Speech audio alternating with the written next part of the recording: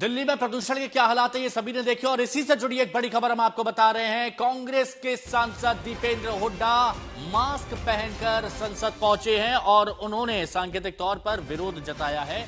आज मास्क पहनकर संसद पहुंचे दीपेंद्र हुड्डा, कांग्रेस के सांसद। और देखिए, ये मास्क लगाया है। दिल्ली सरकार पर कांग्रेस ने हमला बोला और कहा कि जितनी भी व्यवस्थाएं थी प्रदूषण को रोकने में, उनमें नाकाम साबित हुई है।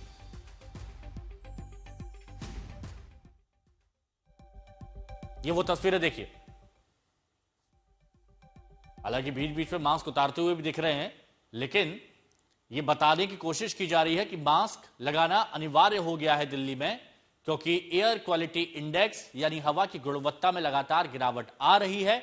लोगों की परेशानियां बढ़ती जा रही हैं और इसी के चलते यह कहा जा रहा है कि हवा जहरीली हो गई है।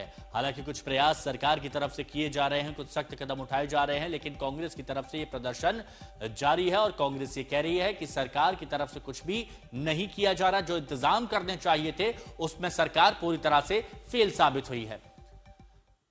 अब सरकार ने फैसला किया है कि कल से जिन गाड़ियों का पीयूसी नहीं होगा यानी पॉल्यूशन नहीं होगा, तो उनके खिलाफ सख्त एक्शन लिया जाएगा। पर्यावरण मंत्री मनजिंदर सिंह सिरसा के साथ पेट्रोल डीलर एसोसिएशन की बैठक शाम 4 बजे होगी और इसी से जुड़ी यह बड़ी खबर आपको बता रहे हैं।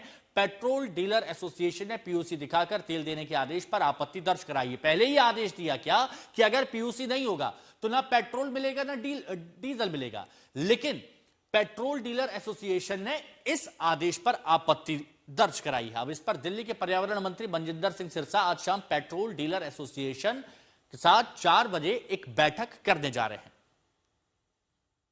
सर, देखा गया कि अभी 2 दिनों में जो प्रदूषण सीवियर से वेरी पुअर की कैटेगरी में आ गया, पर कब दिल्ली वाले जो हैं अपने फोन्स पर देखेंगे कि जो प्रदूषण का स्तर है मॉडरेट और गुड की कैटेगरी में आएगा? सर देखिए, जो पिछले साल के पैटर्न है उसके मुताबिक तो अभी अगले 7 दिन तक को बहुत ऐसा बदलाव आने वाला नहीं है जो मौसम में है।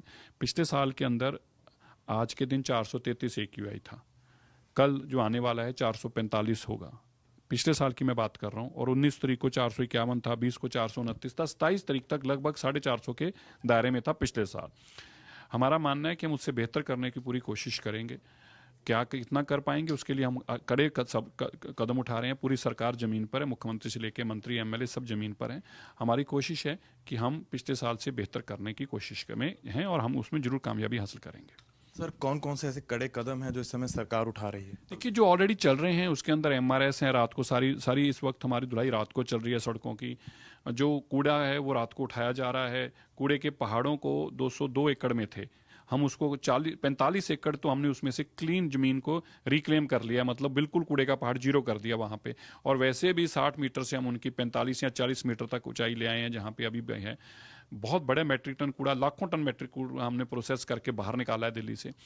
इसी तरह दिल्ली के अंदर अभी अगले 3 दिन तक के लिए, अगले जो कल से ऑर्डर किया और कल से लागू होगा, उसमें दिल्ली के अंदर आपको पोल्यूशन सर्टिफिकेट आपका कंप्लाइंट होना चाहिए, आपके पास PUCC होना चाहिए। अगर नहीं होगा तो आपकी गाड़ी को तब तक फ्यूल नहीं मिलेगा जब तक आप अपना PUCC नहीं करवाते।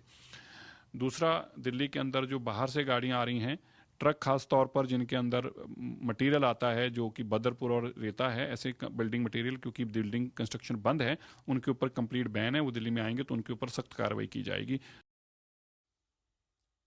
वायु गुणवत्ता प्रबंधन आयोग यानी CAQM, commission for air quality management, ने सुप्रीम कोर्ट में दिए अपने हलफनामे में प्रदूषण को लेकर कई अहम बातें कही।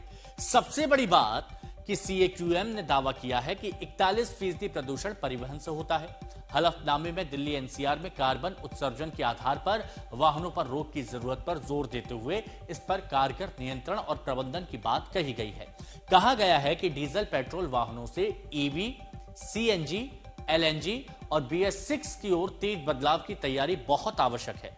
हलफनामे में ग्रैब के तहत BS6 वाहनों पर सख्त रोक की जरूरत पर अमल कर दिए जाने पर संतोष जताया, यानी BS6 से जो पहले वाले BS3, BS4, BS5। CAQM ने कहा है कि अब पूरे NCR में EV चार्जिंग नेटवर्क बहुत तेजी से विकसित किए जाएंगे। ये commission for air quality management की तरफ से हलफनामा दिया गया है। कंस्ट्रक्शन का काम बंद था, उससे दिल्ली के कंस्ट्रक्शन वर्कर, निर्माण मजदूर प्रभावित हुए थे। खासतौर पे जो लोग दिहाड़ी के हिसाब से काम करते हैं, जिनको रोज का काम का पैसा मिलता है, उनकी आमदनी बंद हुई थी। मुख्यमंत्री महोदया के द्वारा दिल्ली के लेबर डिपार्टमेंट ने श्रम मंत्रालय ने, श्रम विभाग ने यह निर्णय लिया है कि सभी रजिस्टर्ड, वेरीफाइड जो कंस्ट्रक्शन वर्कर है, निर्माण मजदूर है, ग्रेड 3 का कंपनसेशन 10,000 रुपए सबके खातों में दिल्ली सरकार के द्वारा भेजा जाएगा। जो हालात हैं दिल्ली के AQ लेवल के और तमाम, वो तो बद से बदतर हो गए और मौजूदा भाजपा की दिल्ली सरकार पूरी तरीके से विफल रही है। माफ़ी मांगने से मसले का हल नहीं होना। आप तो कहते थे हम यमुना भी साफ कर देंगे, हम ट्रैफिक मैनेज भी कर देंगे, हम जो इंक्रोचमेंट का धूल उड़ता है, शहर पोल्यूटेड होता है, उसको भी ख़त्म कर देंगे। और लगातार दिल्ली में पोल्यूशन बढ़ता ही जा रहा है। जो सीरियस इशू है, लोगों के सेहत से जुड़ा इशू है, उसमें भाजपा की दिल्ली सरकार फेल रही है।